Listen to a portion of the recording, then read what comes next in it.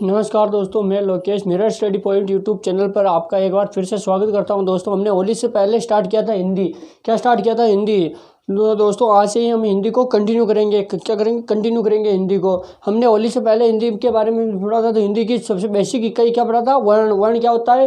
भाषा की सबसे छोटी लिखित इकाई को वर्ण कहते हैं। वर्ण भाषा की सबसे लिखित सबसे छोटी इकाई को वर्ण कहते हैं। वर्णों में हमने स्वर और व्यंजन दो प्रकार बताए थे, और उसमें हमने स्वर स्टार्ट किया था। और स्वरों का स्वर देखिए कितने कि भाई स्वर कौन कौन से होते हैं, तो स्वर 11 होते थे बताया था मैंने।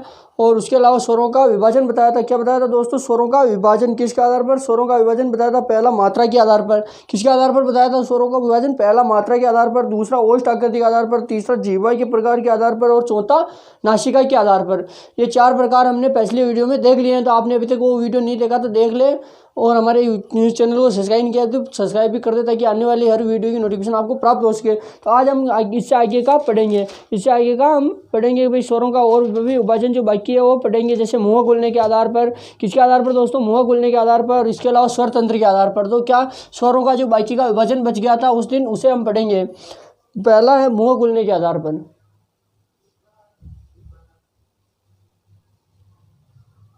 मुँह है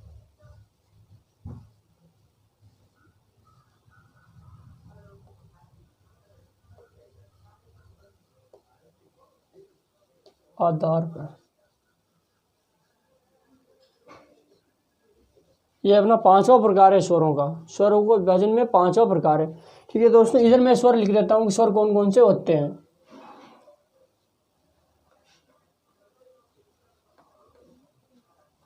ई, ऊ,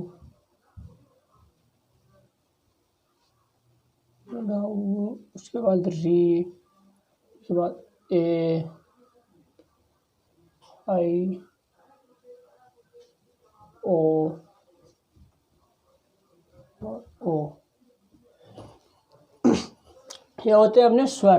क्या होते हैं दोस्तों? ये स्वर होते हैं। तो हम पढ़ेंगे आज मुंह खुलने के आधार पर स्वरों का विभाजन। क्या देखेंगे दोस्तों? मुंह खुलने के आधार पर स्वरों का विभाजन देखेंगे। तो इसमें कौन कौन से भाग होते हैं? इसमें पहला भाग आता है मुंह खुलने के आधार पर संवृत स्वर। कौन से दोस्तों? संवृत स्वर। पहला संवृत स्वर।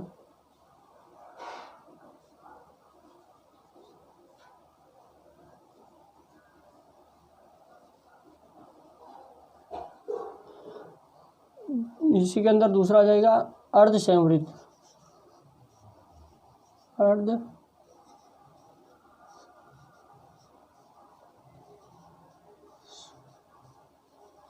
अर्ध संवृत। तीसरा विवर्त स्वर।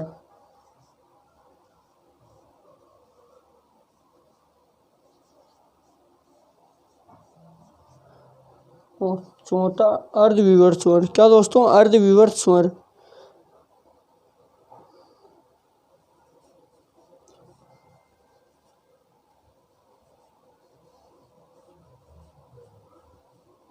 अर्धविवर्त स्वर। ये हो गए मुंह खुलने के आधार पर स्वर 4 प्रकार के। कौन कौन से? संवृत स्वर। कौन कौन से दोस्तों? संवृत स्वर, अर्ध संवृत स्वर, विवर्त स्वर और अर्धविवर्त स्वर। ये हो गए मुंह खुलने के आधार पर स्वर 4 प्रकार के। कितने दोस्तों? 4 प्रकार के। इसमें कौन से में कौन सा आएगा मैं अभी लिख देता हूँ और आपको बता देता हूँ कौन से में कौन सा आएगा। तो पहले में आएगा ई और ऊ। क्या आएगा दोस्तों? ये दोनों ही और ये दोनों ही। पहले में ई और ऊ, छोटा ऊ और बड़ा ऊ, यानी कि छोटी ई, बड़ी ई और ऊ दोनों आ जाएंगे संवृत स्वर में। किस में आ जाएंगे दोस्तों? संवृत स्वर में। जबकि अर्ध संवृत में आएगा ए और ओ। क्या आएगा दोस्तों? ए और ओ। 4 और 2 6 हो गए। ए और ओ, ए और ओ। जबकि इसमें आएगा केवल आ। इसमें क्या आएगा दोस्तों? केवल आ। बाकी जो बच्चे वो सब किसमें आएंगे? अर्ध संवृत में। किसमें आएंगे? अर्ध संवृत में। बाकी बच्चे जैसे उसके अलावा बच रहा है अपने ए के बाद री बच रहा है, री। और क्या बच रहा है दोस्तों? और ए बच रहा है। और क्या बच रहा है दोस्तों? ओ बच रहा है। ये हो गए संवृत मुंह खुलने के आधार पर स्वर। किसके आधार पर दोस्तों? मुंह खुलने के आधार पर स्वर कितने प्रकार के? 4 प्रकार के। कितने दोस्तों? 4 प्रकार के। कितने प्रकार के दोस्तों? 4 प्रकार के, संवरित स्वर, अर्ध संवरित स्वर, विवर्त स्वर और अर्ध विवर्त स्वर। ये 4 मुंहों पर खुलने के आधार पर स्वरों का प्रकार होते हैं। ठीक है दोस्तों, तो आप इसका स्क्रीनशॉट ले लीजिए। ठीक है, आपने इसका स्क्रीनशॉट ले लिया होगा, मैं इसे मिटा देता हूँ। और आगे हम देखेंगे, आगे हम स्वरों का जो विभाजन है, नेक्स्ट विभाजन, वो हम देखेंगे किसके आधार पर? स्वर तंत्र के आधार पर। किसके आधार पर दोस्तों? स्वर तंत्र के आधार पर। किसके आधार पर देखेंगे दोस्तों? स्वर तंत्र के आधार पर। छठा विभाजन स्वर तंत्र के आधार पर।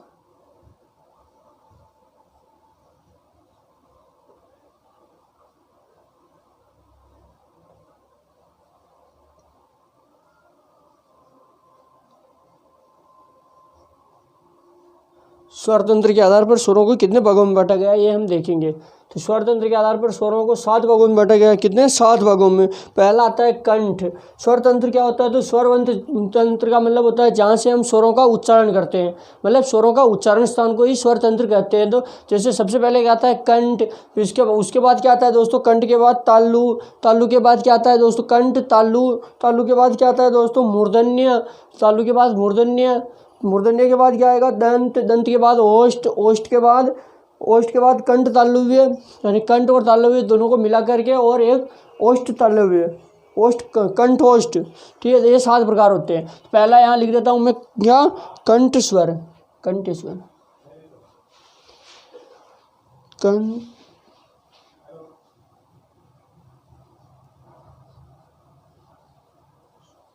क्या दोस्तों? कंठेश्वर। कंठेश्वर पहला हो गया, कंठेश्वर मतलब कंठ से जो बोले जाते हैं। दूसरा होता है कंठ के बाद तालव्य स्वर, मतलब तालु से जहाँ बोले जाते हैं।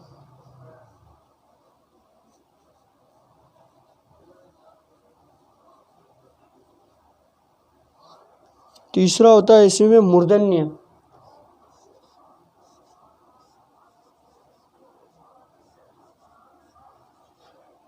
क्या दोस्तों? इसमें मूर्धन्य।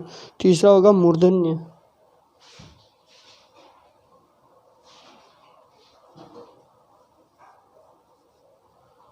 चौथा होगा इसमें मूर्धन्य के बाद दंत।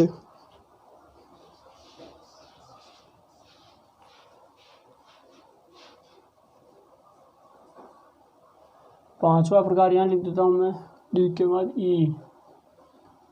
ये हो जाएगा कंठोष्ठ स्वर। कंठ और कंठ तालव्य स्वर। कंठ तालव्य स्वर क्या हो जाएगा दोस्तों? कंठ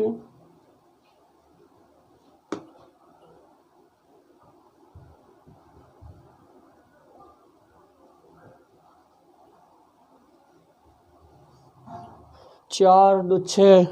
छठा प्रकार हो जाएगा इसमें एक ओष्ठ बाकी, ओष्ठ बच गई, ओष्ठ। यहाँ ओष्ठ आएगा, सॉरी दोस्तों, यहाँ पर ओष्ठ आएगा। क्या आएगा? छठा ओष्ठ। क्या छठा दोस्तों? ओष्ठ।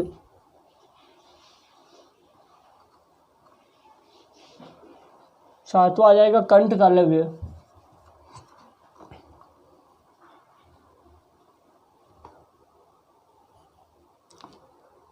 कंठ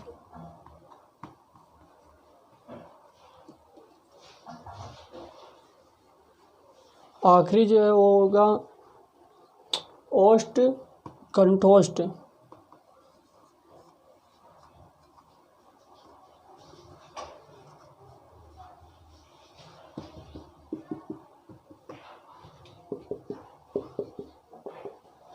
ये हो गए 7 प्रकार की स्वर तंत्र के आधार पर स्वरों का विभाजन। कितने प्रकार का? 7 प्रकार का। पहला कौन सा? कंठीय स्वर। दूसरा तालव्य। तीसरा मूर्धन्य। चौथा दंतोष्ठ दंत। पांचवा ओष्ठ। छठा कंठ तालव्य और सातवां कंठोष्ठ। कौन कौन से दोस्तों? 7 प्रकार के हो गए स्वर तंत्र के आधार पर। किसके आधार पर? स्वर तंत्र के आधार पर। ठीक है दोस्तों, अभी इसमें किसमें कौन सा स्वर आएगा वो देखते हैं हम, किसमें कौन सा आएगा। तो सबसे पहले कंठ। कंठ में आएगा ए और आ। ए और आ। ठीक है दोस्तों। तालव्य। दूसरा आता है तालव्य। तालव्य में क्या आएगा दोस्तों? तालव्य में ई और ई, दोनों ई और ई। इसी के साथ दोस्तों ये जो ए और ए, ये दोनों भी इसी में आते हैं।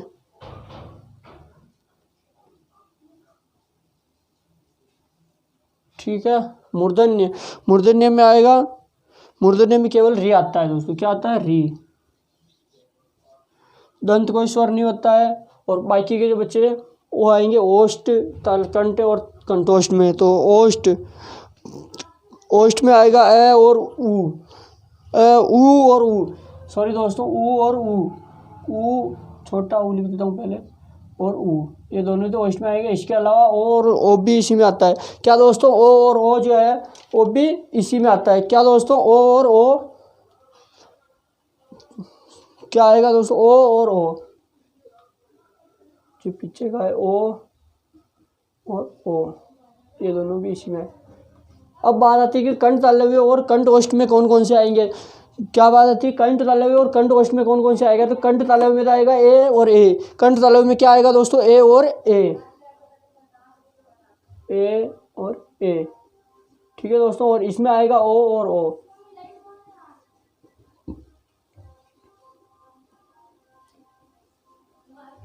ठीक है साथियों, तो अब हम एक बार वापिस इसको देख लेते हैं। कंठेश्वर में आ और ए और आ, कंठेश्वर में ए और आ। तालव्य स्वर ई और ई और ए और ए, ये दोनों में यहाँ भी आएगा और यहाँ भी आएगा।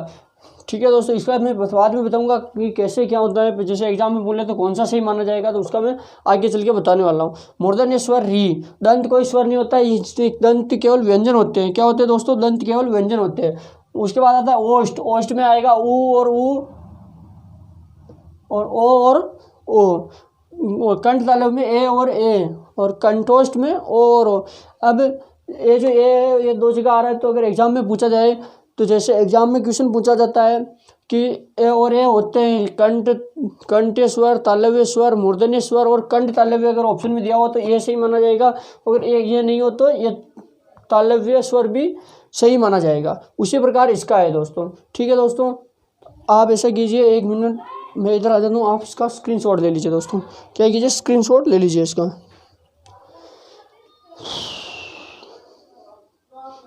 ठीक है दोस्तों, हमने इसका स्क्रीनशॉट ले लिया होगा। मैं इनको मिटा देता हूँ। और ये होते हैं हमारे स्वर पूर्ण, जो स्वरों का जो पूर्ण डिटेल है वो पूर्ण होती है इसी के साथ। आगे हम देखेंगे व्यंजनों के बारे में। किसके बारे में, व्यंजनों के बारे में। उससे पहले एक छोटा सा रिवीजन कर लेते हैं कि हमने अभी तक क्या क्या देख लिया है बात। ठीक है दोस्तों, ये एक छोटा सा रिवीजन कर लेते हैं। जैसे हमने सबसे पहले देखा स्वर, उसके बाद आज हमने 2 विभाजन पढ़े, मुंह खोलने के आधार पर और स्वर तंत्र के आधार पर स्वरों का विभाजन। ये दोनों ही चीज़ें आज हमने पढ़ी। अब हम देखेंगे व्यंजनों के बारे में। किनके बारे में दोस्तों, व्यंजन। किसके बारे में, व्यंजन।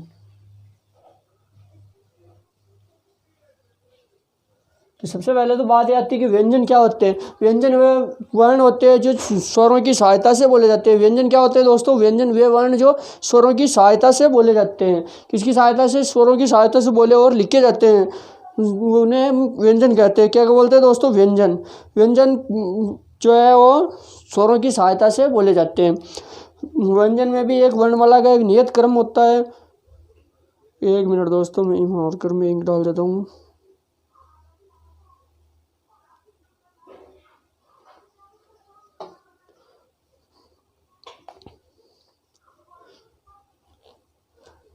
तो दोस्तों हम पढ़ रहे हैं व्यंजनों के बारे में। व्यंजन क्या होते हैं, तो व्यंजन वे वर्ण जो स्वरों की सहायता से बोले और लिखे जाते हैं, उन्हें व्यंजन कहते हैं। व्यंजन वर्णमाला का एक, व्यंजनों का भी एक निश्चित क्रम होता है, और इस क्रम से संबंधित भी क्वेश्चन बहुत सारे एग्जामों में पूछे गए और पूछे जाते रहे हैं।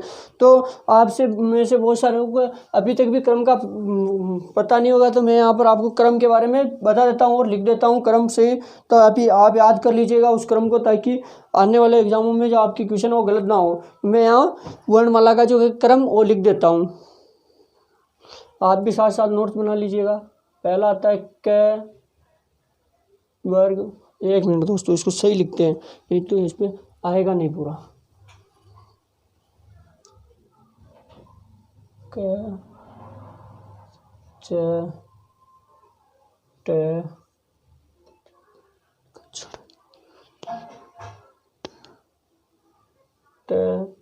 और प, ये होता है इसका क्रम। क्रम से संबंधित बहुत सारे एग्जामों में वो व्यंजनों का क्रम से संबंधित क्वेश्चन पूछे गए हैं दोस्तों, तो आप इसे याद कर लीजिएगा। क के बाद ख,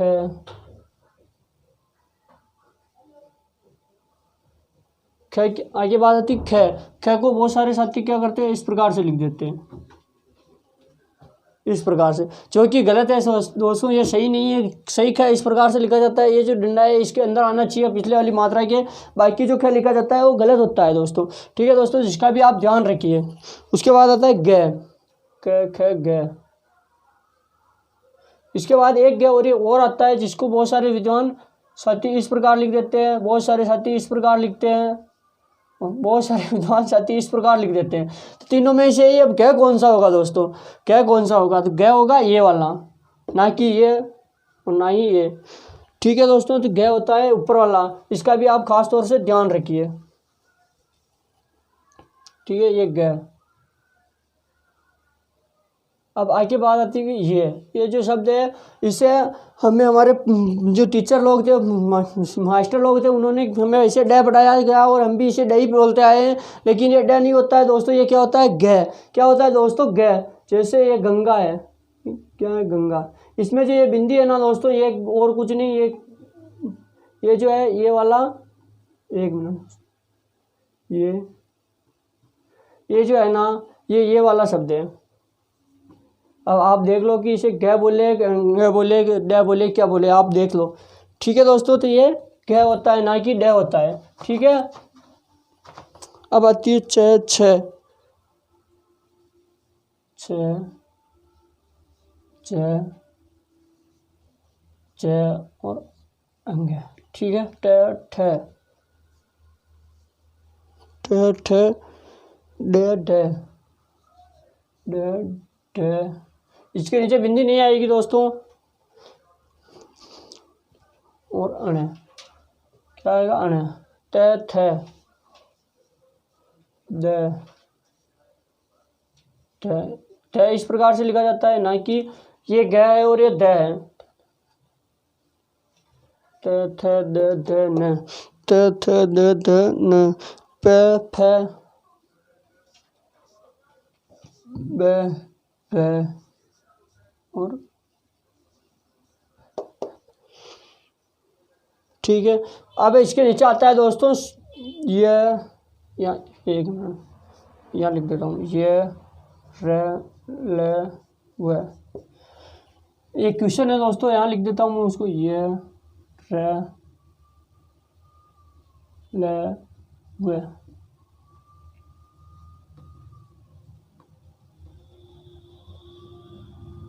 इन दोनों में से ही इसका सही क्रम क्या होगा दोस्तों? ये जो दोनों लिखे हुए हैं उसमें से सही क्रम क्या होगा? ये रले होगा या ये व रले होगा? ये क्वेश्चन 2011 में पूछा गया था दोस्तों। कब पूछा गया था? टेट 2011 के अंदर पूछा गया था। टेट 2011 के अंदर इसका सही क्रम पूछा गया था कि भाई सही क्रम कौन सा होगा, ये रले होगा या ये व रले होगा? क्या होगा दोस्तों, आप कमेंट बॉक्स में बताइएगा। इसका सही क्रम होगा ये वाला, ना कि ये। जबकि हमें ये पढ़ाया गया एयर लेवल ऊपर वाला, और मैं भी आपको यही बताऊंगा, लेकिन जो इसका सही क्रम होगा वो नीचे वाला होगा दोस्तों। वो इस आधार पर होगा कि इनमें जो स्वर विद्यमान है, क्या है? स्वर। इनमें जो स्वर है उसके आधार पर अगर इनका सही क्रम देखा जाए तो वो होगा ये व रेल है। क्या होगा दोस्तों? ये व रेल है। ये क्वेश्चन टेट 2011 में पूछा जा चुका है। ठीक है, उसके बाद आता है स।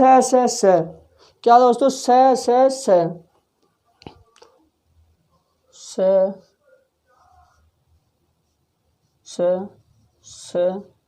और है स और है। बहुत सारे साथियों को इनका क्रम भी पता नहीं होता है, तो इनका क्रम भी पूछा जाता है। जैसे पीटीईटी हो गया, बीएसटीसी हो गया, इन एग्जामों में स का क्रम भी बहुत सारी बार पूछा जा चुका है, तो इनका क्रम भी आप खास तौर से याद कर लें। तो यहाँ से जो वर्णमाला के व्यंजनों का जो क्रम है उसके संबंधित भी क्वेश्चन पूछे जाते हैं अनेक एग्जामों में, तो कृपया करके इनको भी याद कर लें और ध्यान से देख लें। ठीक है दोस्तों, उसको मैं उधर वाले को मैं मिटा देता हूँ, फिर आप इसका स्क्रीनशॉट ले लीजिएगा दोस्तों। क्या कीजिए? स्क्रीनशॉट ले लीजिएगा। ठीक है दोस्तों, आप इसका स्क्रीनशॉट ले लीजिए।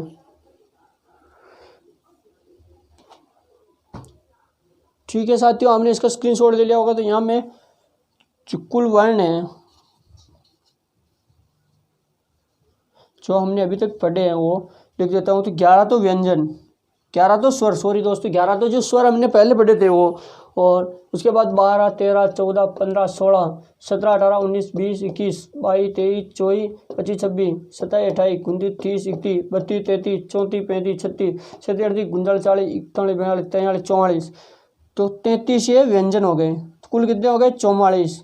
अभी भी बहुत सारे व्यंजन जो है वो बाकी है दोस्तों, वे सारे बहुत सारे व्यंजन जो है वो अभी भी इसमें बाकी है दोस्तों। तो उनके बारे में हम अभी देख लेते हैं। मैं आपको बता देता हूँ कि कौन कौन से बाकी है, क्योंकि कुल व्यंजन जो होते हैं, कुल वर्ण जो होते हैं वो 52 होते हैं हिंदी वर्णमाला में। तो वो कौन कौन से है तो वो मैं बता देता हूँ। उनसे संबंधित भी क्वेश्चन बहुत सारे एग्जामों में दोस्तों क्या पूछा जाता है, वो पुटअप होता है, तो वो मैं बता देता हूँ आपको।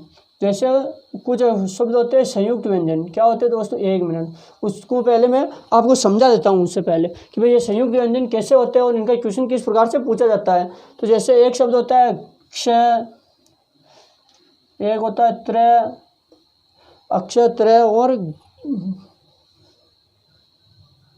ठीक है दोस्तों। ये 4 तो 3 तो ये होते हैं। एक होता है श्रेय, क्या होता है दोस्तों? श्रेय, ये किसी ना किसी शब्द से मिलकर बने हैं, स्वतंत्र रूप से इस प्रकार के शब्द नहीं होते, किसी न किसी रूप से मिलकर बने हुए। और मोस्टली किससे बनकर बने हुए? स, एक स तो ये हो गया, एक स ये हो गया, स और स, इन तीनों ये सब इन्हीं से मिलकर बने हुए। अब बात आती है कि भाई कौन सा शब्द किससे मिलकर बना हुआ है, कौन सा शब्द किससे मिलकर बना हुआ है। ठीक है दोस्तों, तो पहला जो स है ना, पहले हम इसके बारे में देखेंगे। ये जो श्र है ये किससे मिलकर बना हुआ है, क्योंकि मिश्रित शब्द में आता है दोस्तों। ये किससे मिलकर बना हुआ है? तो पहला जो श है, इस श का अर्थ होता है श्री, श्री यानी श्री लक्ष्मी जी।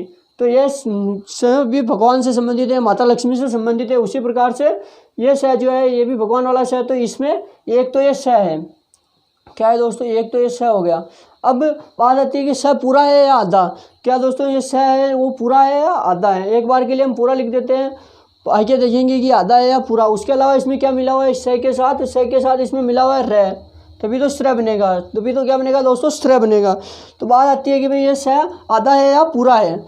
तो देखते हैं कि आधा है या पूरा। अगर पूरा होगा तो ये श्र इसमें नहीं आ पाएगा। क्या दोस्तों? इसमें ये रे पूरा, अगर ये स पूरा होगा ना तो ये रे इसमें समा नहीं पाएगा। तो ये इसमें ये स आधा होना चाहिए, तभी ये जो है ये रे इसके अंदर आके बैठ पाएगा। बाकी जो ये रे है वो इसके अंदर आके बैठ नहीं पाएगा।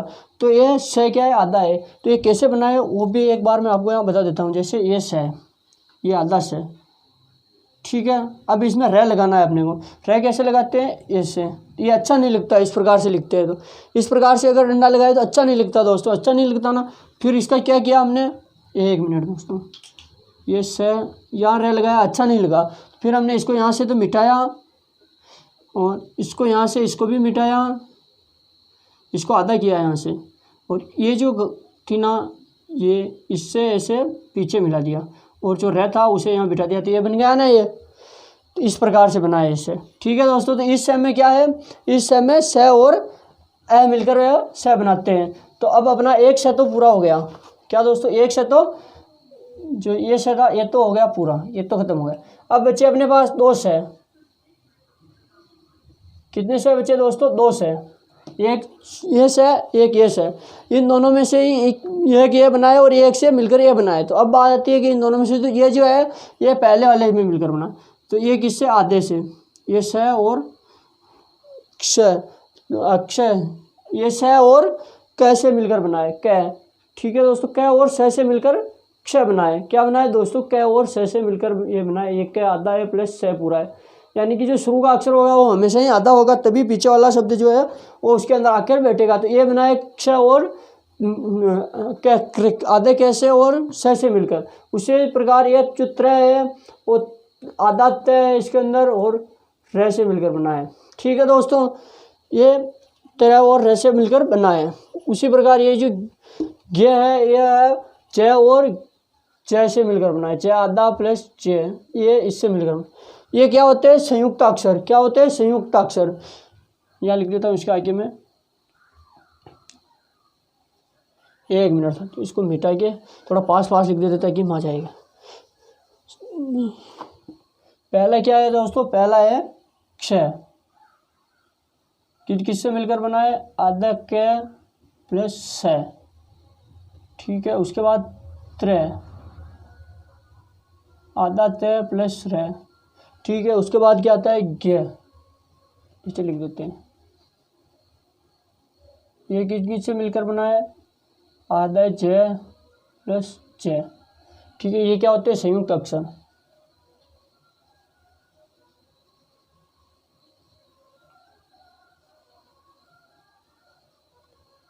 इन संयुक्त अक्षरों को मिलाने के बाद कितने हो जाएंगे कुल वर्ण हो जाएंगे 44 और 3, 44 और 3 47, 47, कितने 47। ठीक है दोस्तों, उसके बाद एक आता है संयुक्त व्यंजन। क्या आता है, संयुक्त व्यंजनों को मिलाने के बाद स्वर कितने हो जाते हैं 47, कितने हो जाते हैं 47। उसके बाद आता है एक मिश्रित व्यंजन, मिश्रित व्यंजन जो मैंने आपको अभी बताया था वो,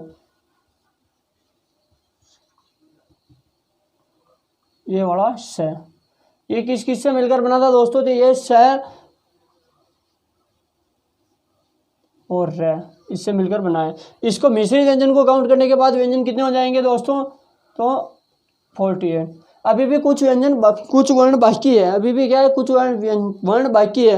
वो कौन कौन से बाकी है, तो उत्प्रेक्षित, एक तो उत्क्षिप्त,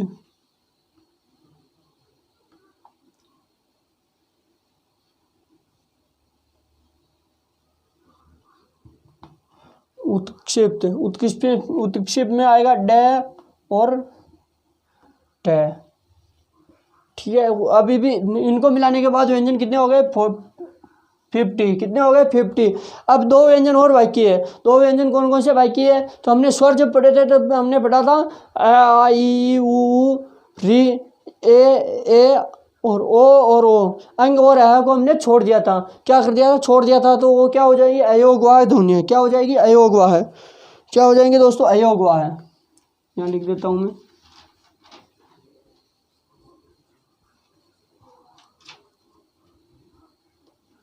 अयोगवाह में क्या आएगा दोस्तों, अ और अंग है, अंग और अ है।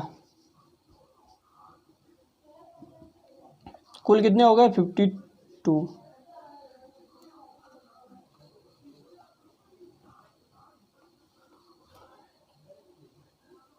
कुल वर्ण, कुल वर्ण हो गए 52। यहाँ इसके आगे कुल नहीं लगेगा, वर्ण है केवल ये। ठीक है दोस्तों, तो ये होता है इसका क्रम, व्यंजनों का क्रम। तो आप इसे देख लीजिएगा क्या आता है क्रम में, क्या क्या गया।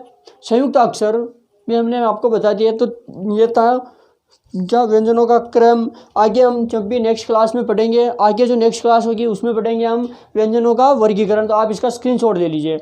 और आज के लिए इतना ही। आपने अभी तक हमारे यूट्यूब चैनल को सब्सक्राइब नहीं किया तो प्लीज़ सब्सक्राइब कर दे और बेल आइकन को भी प्रेस कर दे, ताकि आने वाली वीडियो की नोटिफिकेशन आपको सबसे पहले प्राप्त हो सके। थैंक यू दोस्तों, धन्यवाद।